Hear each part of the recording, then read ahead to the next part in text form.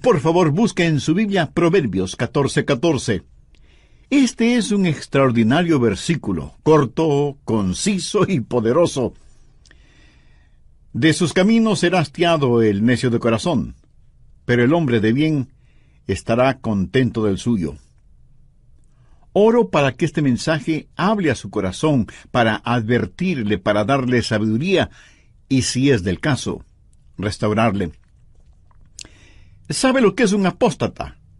Y aunque la palabra suena bastante dura, el apóstata no es una persona no salvada. Ninguna persona no salva puede ser apóstata. Cuando la Biblia se refiere al apóstata, no está hablando de los perdidos, está hablando de los salvados. O sea, el apóstata tiene que conocer primero al Señor antes de apostatar del Señor. Una persona perdida es eso, una persona perdida. Pero no es apóstata porque nunca conoció al Señor. La persona apóstata es una persona salvada, pero que está fuera de la comunión con Dios. Así que bien pudiera ser que este mensaje sea para usted. No lo sé, pero Dios lo sabe. A esta clase de personas se refiere Proverbios 14:14 al decir: de sus caminos será hastiado el necio de corazón, pero el hombre de bien estará contento del suyo. Al preparar este mensaje, de rodillas tuve que preguntarle al Señor: querido Jesús, ¿te amo con todo el corazón? ¿Tengo en mi vida algún pecado no confesado y no arrepentido? Amiga, amigo, yo sería totalmente un necio trayendo este mensaje sobre los apóstatas y ser uno de ellos. Para entender mejor este proverbio, busquemos una ilustración bíblica que clarifique el asunto. Busque 2 de Samuel. Y lo que buscamos está en los capítulos 11 y 12. Estamos hablando de un episodio en la vida de David, cuando él se volvió un apóstata. Debo admitir que yo siento una especial admiración por David, y lo conozco por medio de las páginas de la Biblia. Creo que fue un hombre muy especial. La Biblia lo identifica como un hombre conforme al corazón de Dios. En la Biblia leo que David mató a un león, luego mató a un oso, y más tarde venció al gigante Goliat. Su vida estuvo marcada por el coraje, la osadía y cosas increíbles por Dios. Además fue un hombre muy talentoso, buen administrador y organizador, músico y poeta, un hombre que conocía a Dios. Probablemente fue uno de los hombres más talentosos que Dios puso sobre la tierra. David, el rey de Israel, es un prototipo, una ilustración del Señor Jesucristo. Ahora, después de que él fue ungido rey, supo que tenía que regresar a seguir cuidando las ovejas. Muy pocos hombres en la Biblia han mostrado la genuina humildad que mostró David. De paso, permítame decir que la genuina humildad es una de las marcas de un gran hombre. ¿Qué hombre más humilde y más noble fue David? Sin embargo, gratuitamente, tuvo un formidable enemigo, el rey Saúl, quien varias veces trató de quitarle la vida. Y cuando David tuvo una clarísima oportunidad para matarlo, no quiso hacerlo porque dijo: no pondré mis manos sobre el ungido de Dios. Difícil es encontrar más nobleza en un hombre, tal como la que David poseía. Pero escúcheme, David se volvió un apóstata. Si yo estuviera escribiendo la biografía de David, a lo mejor estaría tentado a no mencionar este aspecto de la vida de David. Una de las grandes demostraciones de la inspiración de la Biblia es que lo dice todo, porque Dios mantiene un registro de todo. Leí que el lema de un periódico era: si no quiere que todo el mundo lo sepa, no lo haga. Bueno, con David sucedió, y eso fue registrado. Y cuando la Biblia pinta una fotografía, la muestra con arrugas y todo. Recuerda a Alejandro el Grande, hombre que conquistó el mundo conocido de su época, antes de cumplir los 33 años, y que lloró porque ya no había nada más que conquistar. En uno de los retratos se lo presenta con la cabeza agachada, como si estuviera meditando. Pero aquellos que lo conocían dicen que tenía una cicatriz en su cuello y que con esa pose ocultaba esa cicatriz. Cuando la Biblia pinta el retrato de alguien, lo muestra con todos sus defectos e imperfecciones. Y eso es lo que vamos a ver en este horrible episodio en la vida de David. Ahora no quiero que olvide lo que ya he dicho acerca de David. Fue un hombre sabio, bueno, humilde, noble y valiente. Sin embargo, fracasó. Y eso debe servirnos de lección a usted, a mí, a todos nosotros. Porque ninguno de nosotros es más sabio ni mejor que David. Y difícilmente nadie podrá amar más a Dios de lo que David lo amó. Tampoco tenemos ni los talentos, ni las habilidades, ni los recursos que David tuvo. Sin embargo, fracasó. Y eso debe servirnos de advertencia frente a la posibilidad de apostatar. Bien, veamos 2 de Samuel, capítulo 11, que relata el proceso del pecado de David al cometer adulterio con Betsabé. Y para ocultar ese pecado, comete otro pecado mayor: asesinato. Así como lo oye, David cometió asesinato. Y me duele el corazón el decirlo, pero es la verdad. Si no supiera lo que dice la Biblia, estaría tentado a decir que David nunca conoció a Dios. Por eso pecó en forma tan horrible. Y esto debería servirnos de advertencia a todos. Pensemos en primer lugar acerca de la causa del fracaso de David. ¿Qué es lo que motivó todo eso? Veamos 2 de Samuel 11, 1. Aconteció al año siguiente, en el tiempo que salen los reyes a la guerra, que David envió a Joab, y con él a sus siervos y a todo Israel, y destruyeron a los amonitas, y sitiaron a Rabá. Pero David se quedó en Jerusalén. Notó esa última frase. Pero David se quedó en Jerusalén. Llama la atención que David, el poderoso guerrero, envía a alguien más para que pelee las batallas que él debía estar peleando contra los enemigos de Dios y de su pueblo. Por lo tanto, el primer paso en el fracaso de David fue el pecado de descuido. David se volvió descuidado en las cosas de Dios. Había sido tan bendecido, había ganado victoria tras victoria, que ya no ve la necesidad de ir a la guerra. Y envía a Joab, mientras él, olvidándose de su armadura, se queda ociosamente en el palacio. La Biblia nos advierte que, como buenos soldados de Jesucristo, debemos sufrir penalidades y no volvernos descuidados, porque siempre estamos en constante batalla. Algunos creyentes han servido al Señor por tanto tiempo. El Señor les ha dado tantas victorias que piensan que la guerra ya se terminó, y se vuelven descuidados, y ya no quieren sufrir las penalidades del combate. Y al volverse descuidados, bajan la guardia protectora y son presa fácil de cualquier tentación, y eso es exactamente lo que sucedió con David. Veamos 2 de Samuel 11, verso 2. Y sucedió un día, al caer la tarde, que se levantó David de su lecho, y se paseaba sobre el terrado de la casa real, y vio desde el terrado a una mujer que se estaba bañando, la cual era muy hermosa. Aquí encontramos varias cosas interesantes.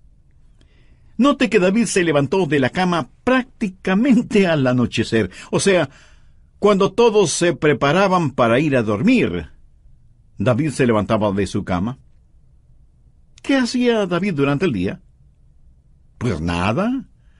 Y le puedo asegurar que uno puede cansarse más si no tiene nada que hacer que trabajando. Y por no tener nada que hacer, seguramente David se acostaba al mediodía y, claro, al anochecer se despertaba, ya no tenía sueño y se levantaba de su cama. Hay un refrán que dice: una mente que no tiene nada que hacer es el mejor taller del diablo. Cuídese de la ociosidad, de la holgazanería. Se suponía que David debía estar en la batalla, pero resulta que está durmiendo, pasando el tiempo descuidadamente, y Dios no quiere que nadie esté ocioso ni sea un holgazán. El pecado del descuido en el caso de David lo llevó en segundo lugar a ser negligente. Veamos nuevamente 2 Samuel 11:2. Y sucedió un día, al caer la tarde, que se levantó David de su lecho y se paseaba sobre el terrado de la casa real. Y vio desde el terrado a una mujer que estaba bañándose, la cual era muy hermosa. ¿Qué vemos aquí? Descuido de sus obligaciones como rey y negligencia de conducta. Miró a la mujer. Y alguien me dirá, pero él no pudo evitar el mirarla. Tiene toda la razón. No pudo evitar el mirarla la primera vez. Escuche, la palabra vio en este versículo significa que se quedó mirándola intensamente.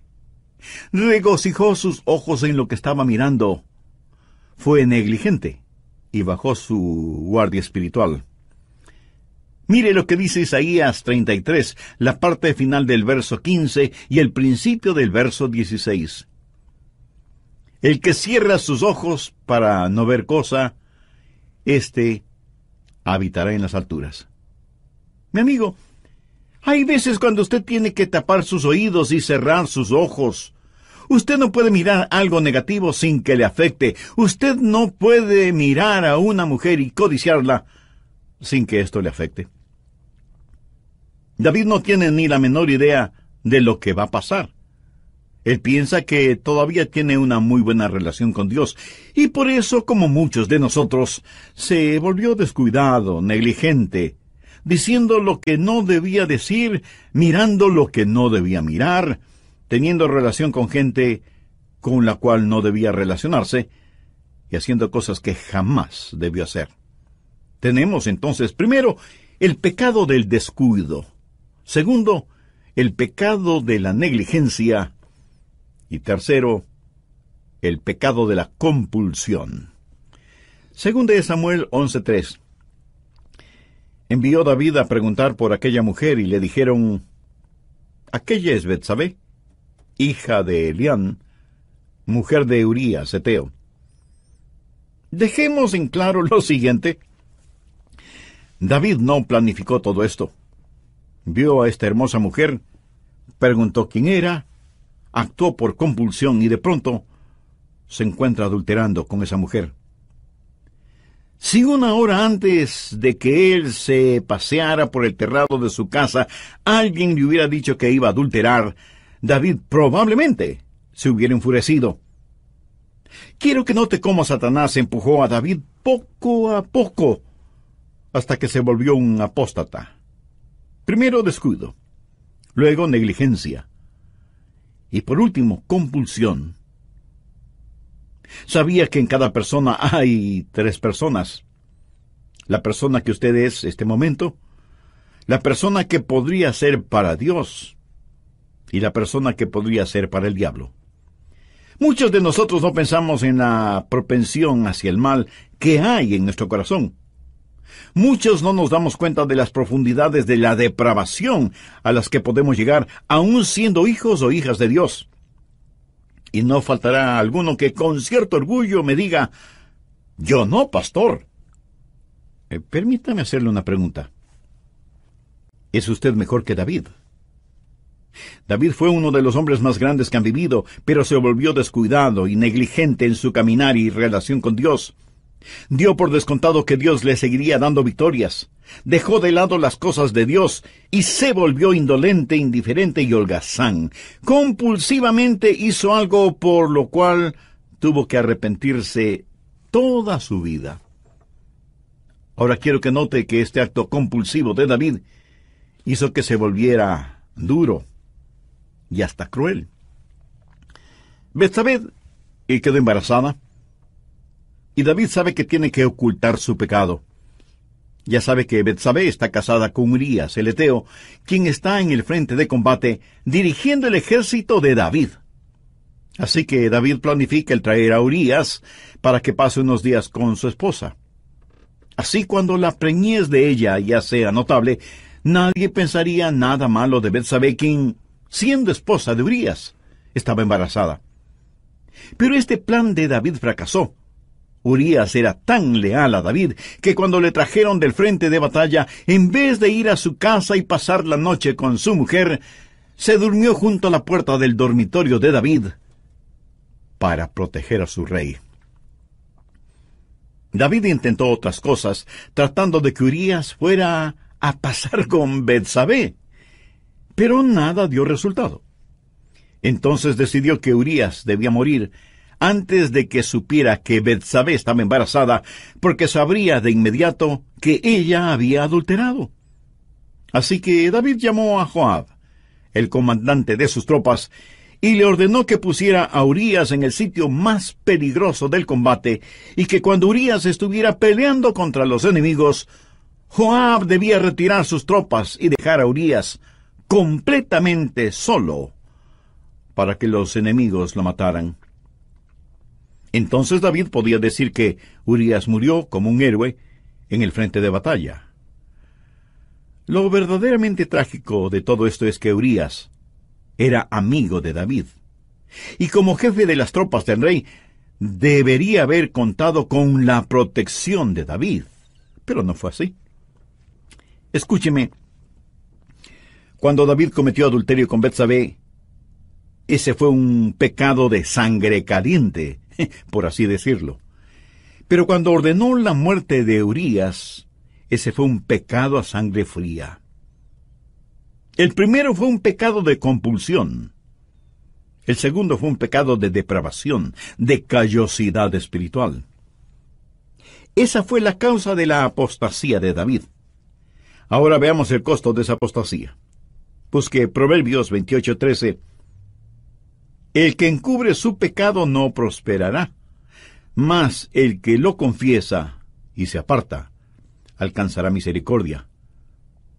Hubiera sido extraordinario que David, tan pronto como pecó de esa manera, se hubiera acercado y arrepentido, hubiera pedido perdón y misericordia, pero no fue así.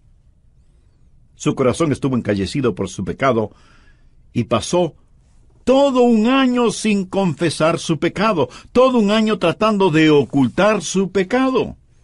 Busque el Salmo 32:1. Bienaventurado aquel cuya transgresión ha sido perdonada y cubierto su pecado. David por fin comprendió y tenía que haber estado ya en paz con Dios para poder decir esto. Y porque se supo perdonado, pudo también decir, bienaventurado el hombre a quien Jehová no culpa de iniquidad y en cuyo espíritu no hay engaño. Y luego lo que sigue diciendo en el Salmo 32 no es más que el testimonio de lo que él vivió durante un año. Veámoslo. Verso 3. Mientras callé, se envejecieron mis huesos en mi gemir todo el día.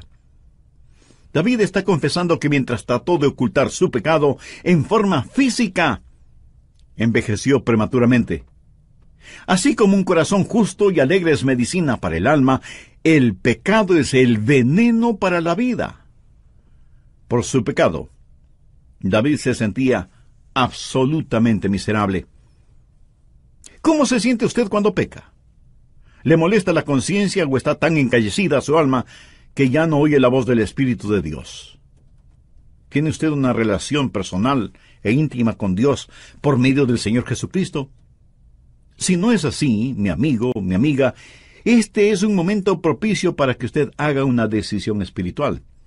Arrepiéntase de su pecado, pídale perdón a Dios, busque su gracia y su misericordia, acepte el sacrificio que Jesús hizo en la cruz por usted y recíbale ahora mismo en su corazón como Salvador y Señor. Dios le perdonará inmediatamente, le limpiará completamente y le salvará eternamente, y le ayudará a vivir de manera que traiga honor y gloria a su nombre.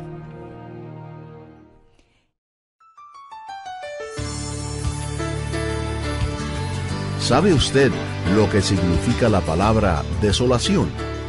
Significa quedarse solo. Seguramente lo que voy a decir no será del agrado de todos, Algunos de ustedes están viviendo en adulterio y en declarada pecaminosidad delante de Dios. Y dicen, bueno, si David pecó como pecó y sin embargo fue al cielo, lo mismo pasará conmigo. ¿Cierto? Lo mismo pasará con usted si es que experimenta lo mismo que experimentó David. Profundo y sincero arrepentimiento. David tuvo un corazón quebrantado y aunque trató de ocultar su pecado exteriormente, interiormente su culpa le estaba carcomiendo. Por eso su gemir de día y de noche. Cuando Dios le salva, Dios no hace algo para que no pueda pecar más, sino que le quita el gozo que antes sentía por el pecado. Le quita la satisfacción que sentía por los placeres pecaminosos. Bienvenidos a El Amor que Vale. Amigo, si usted se pregunta si la desolación verdaderamente podrá suceder, le diré que sí. Dios dijo en Génesis capítulo 6, versículo 3, «No contenderá mi espíritu con el hombre para siempre». Hoy, en la voz del pastor Lenín de Llanón, el doctor Adrian Rogers nos concluye su estudio bíblico, La llamada final de la sabiduría. Voy a hacer un breve resumen del mensaje anterior. Estamos estudiando un muy triste episodio en la vida del rey David. Como base bíblica estoy utilizando Proverbios 14:14 y los capítulos 11 y 12 de Segunda de Samuel. Vimos que el primer paso en el fracaso de David fue el pecado de descuido. David se volvió descuidado en las cosas de Dios. El segundo paso en el fracaso de David fue el pecado de la negligencia. Al descuidar sus obligaciones como rey, se volvió negligente en su conducta. El tercer paso en el fracaso de David fue el pecado de compulsión. Sin embargo, en el Salmo 32 encontramos el quebrantamiento que experimentó David. Bienaventurado aquel cuya transgresión ha sido perdonada y cubierto su pecado. Bienaventurado el hombre a quien Jehová no culpa de iniquidad y en cuyo espíritu no hay engaño. Y en el versículo 3 David declara, mientras callé, se envejecieron mis huesos en mi gemir todo el día. Por su pecado, David se sentía absolutamente miserable. Bien, continuemos con el material para hoy. Verso 4. Porque de día y de noche se agravó sobre mí tu mano. David reconoce que Dios lo tuvo en su puño. Lo puso bajo profunda convicción. Permítame decirle que si usted se ríe y no le da importancia a su apostasía, es porque nunca ha sido salvo. David dice, se volvió mi verdor en sequedad de verano. ¿Sabe lo que eso significa? Que él se sentía árido y seco espiritualmente. Se sentía como reseca arena del desierto, en urgente necesidad de un oasis.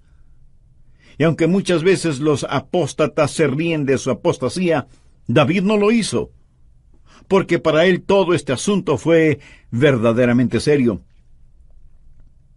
Si usted está bien y en paz con Dios, ha sido salvado y es hijo o hija de Dios, nacido de nuevo, usted no puede vivir alejado de Dios.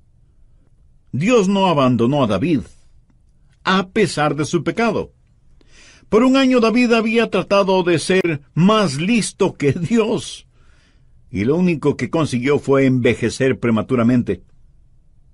Pero cuando sintió la disciplinadora mano de Dios sobre él, y sintió la aridez interna de su alma, supo que ya no tenía comunión con Dios. Por lo tanto, se sintió el hombre más miserable sobre la faz de la tierra. Era un hombre salvado, pero sin la comunión con Dios. Ese fue el costo de la apostasía de David. Terrible precio a pagar por unos instantes de placer sexual. Ahora quiero que veamos la crisis en la apostasía de David. Dios provocó una crisis en la vida de David y lo hará también en su vida. Si usted es un hijo o una hija de Dios, 4 cosas le sucedieron a David y que pueden sucederle a usted también.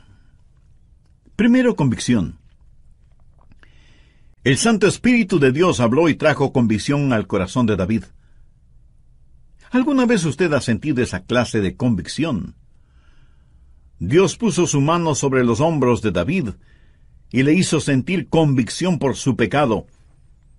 Ahora, el momento que Dios pone esa convicción en nosotros, si somos sabios, confesaremos nuestro pecado delante de Dios. Mire lo que dice 1 Corintios 11, en paráfrasis mía.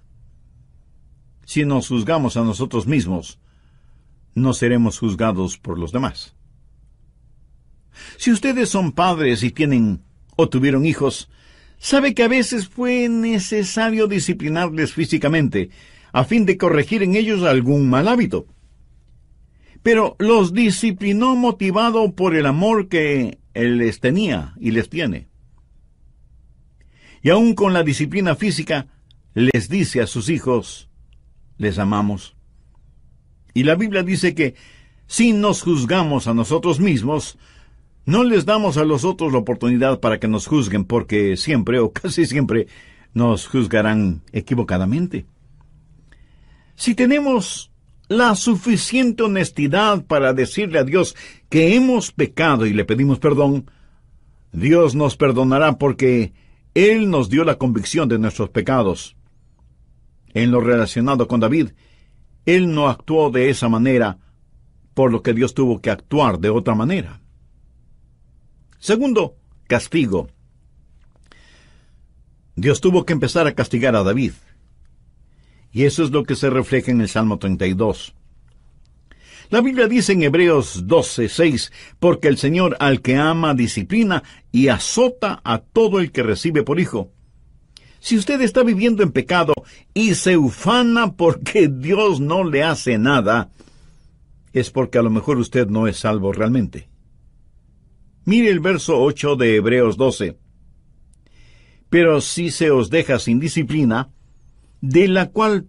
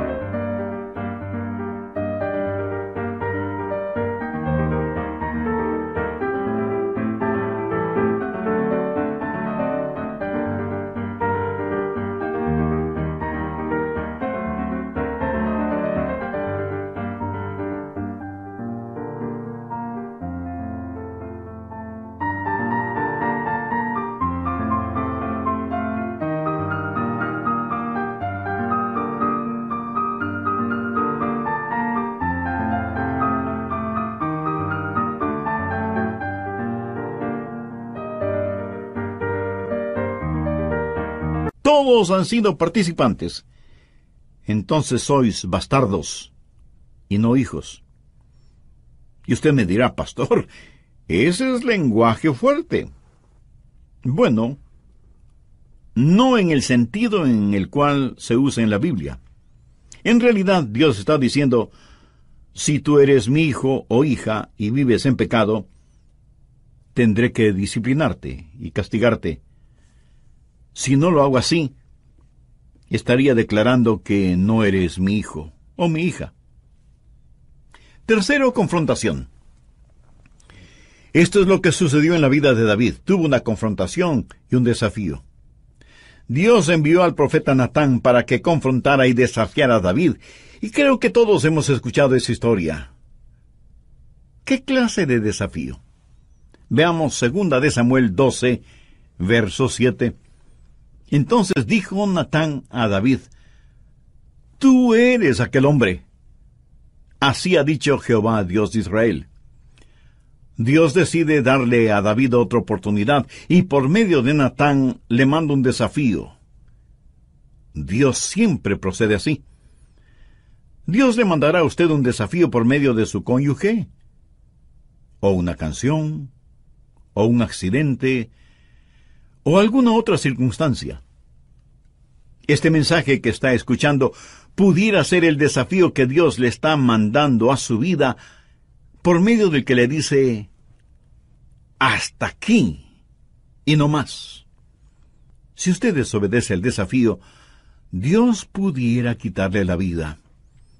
Un apóstata no puede vivir en su apostasía perpetuamente. Segunda de Samuel 12, verso 13. Entonces dijo David a Natán, pequé contra Jehová. Y Natán dijo a David, también Jehová ha remitido tu pecado. No morirás. Deseo que note algo. Si David no se hubiera arrepentido ese momento, hubiera muerto. Ha leído en la Biblia la historia de Balaam. Fue un profeta que no hizo la voluntad de Dios, y estaba montado en su asno. Y el asno vio en el camino a un ángel de Dios, y se asustó y presionó la pierna de Balaam contra las rocas, lastimándole. Balaam se disgustó tanto por esto que comenzó a golpear muy fuertemente al pobre animal.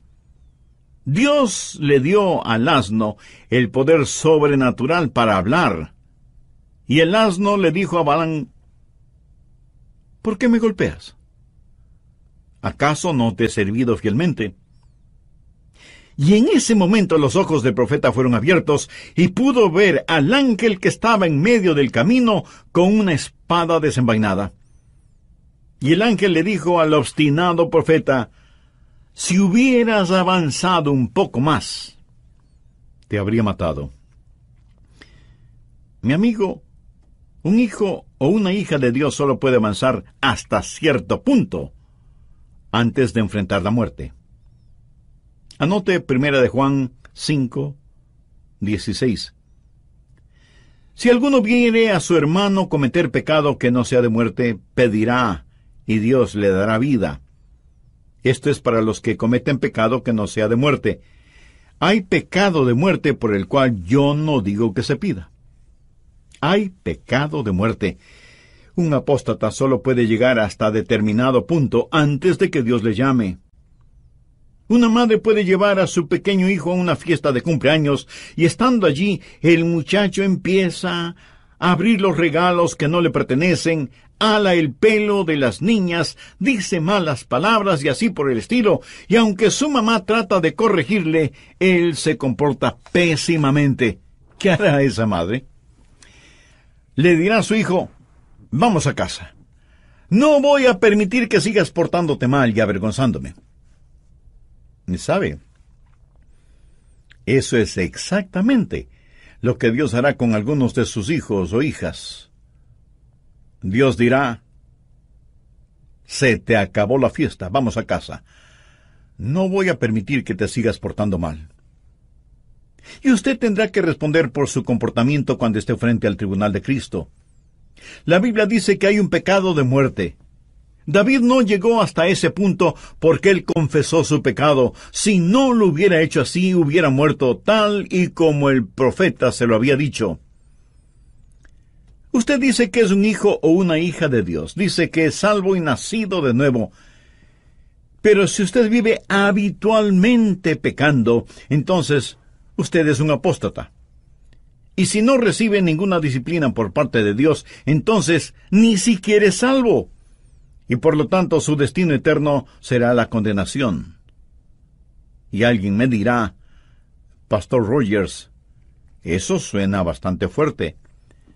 Mi amigo, quiero que sea fuerte, porque tengo la impresión de que las iglesias están llenas de paganos bautizados que nunca han nacido de nuevo, pero que creen que van rumbo al cielo. A quien el Padre ama, lo disciplina y azota. Y esto no es un invento mío, Dios lo dice así en su palabra. Hace algún tiempo atrás, mi esposa y yo estuvimos en una conferencia en la Florida. Como estuvimos en 2 sesiones diferentes, ella me invitó para que escuchara al predicador. Extraordinario predicador. Sin embargo, cayó en el mismo pecado que David, y algunos pastores nos reunimos para orar por él y con él. Sin embargo, él se obstinó en su pecado y endureció su corazón a la voz de Dios. y presentimos que algo iba a suceder con él. Días después supimos que mientras él estaba de pie junto a su auto, vino otro vehículo a toda velocidad, chocó violentamente contra su carro y le quitó la vida. Un hombre de Dios que había apostatado de Dios. Amigo, usted no puede jugar de esa manera con Dios. He conocido a muchos que fueron llamados a la presencia de Dios habiendo desaparecido.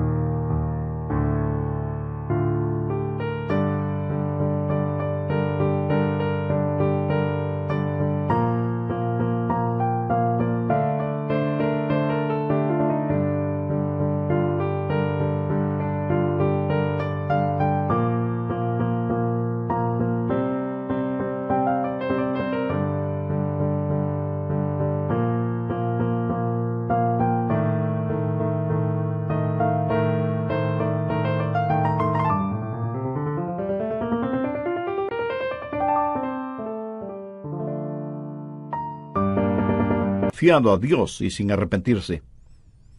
¿Qué pasó con la apostasía de David? Por favor, busque el Salmo 89. Lo escribió David, porque él sabía que Dios era un Dios que respetaba los pactos. En este salmo, David habla de la manera en que Dios trata a aquellos que le aman. Desde el verso 30. Si dejaren sus hijos mi ley, y no anduvieren en mis estatutos, si profanaren mis juicios, y no guardaren mis mandamientos, entonces castigaré con vara su rebelión, y con azotes sus iniquidades. Ahora ponga atención a lo que dice desde el verso 33. Mas no quitaré de él mi misericordia, ni falsearé mi verdad. No olvidaré mi pacto, ni mudaré lo que ha salido de mis labios. Una vez he jurado por mi santidad, y no mentiré a David.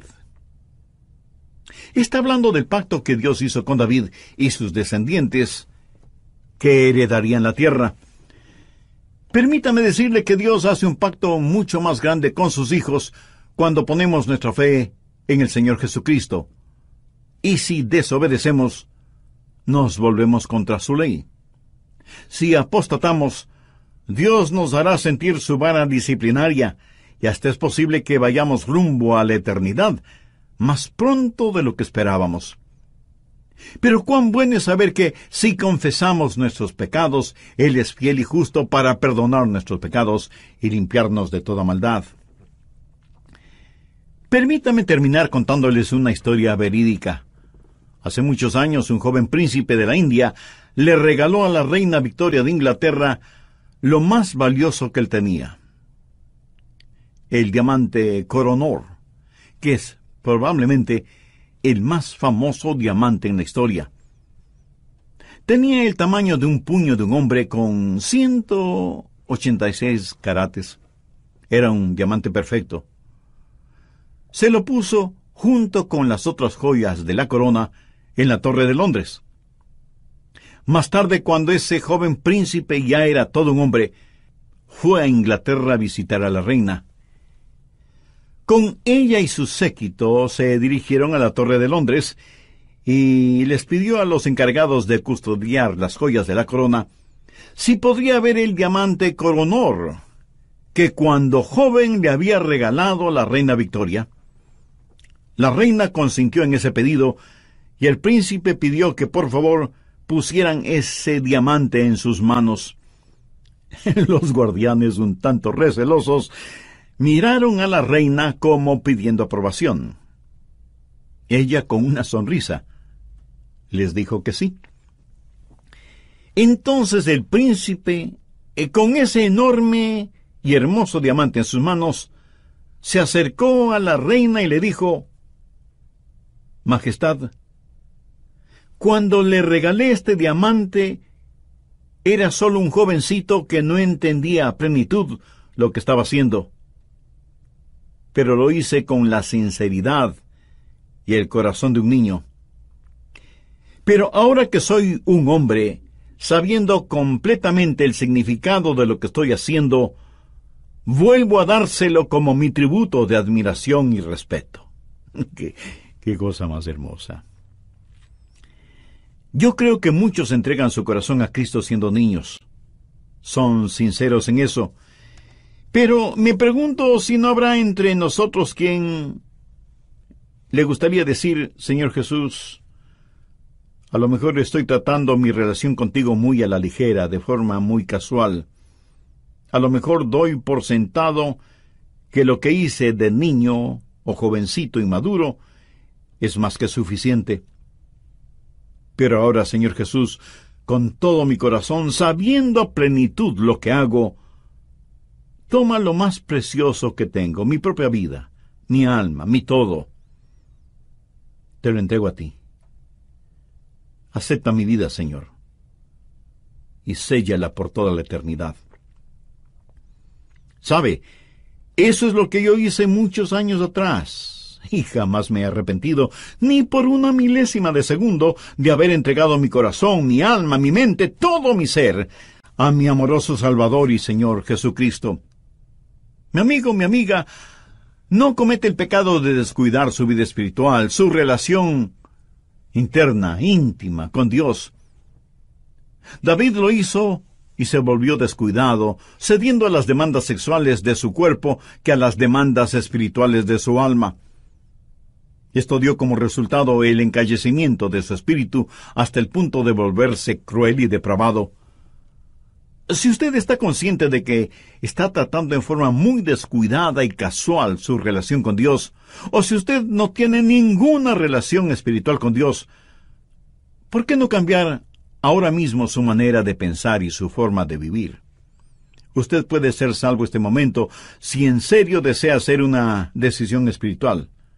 Le voy a guiar en una corta oración. Repítala con sus propias palabras, en voz baja o en voz alta o silenciosamente si lo desea. Pero ore con sinceridad. Diga: querido Dios, sé que soy pecador, sé que estoy perdido y necesito ser perdonado y salvado.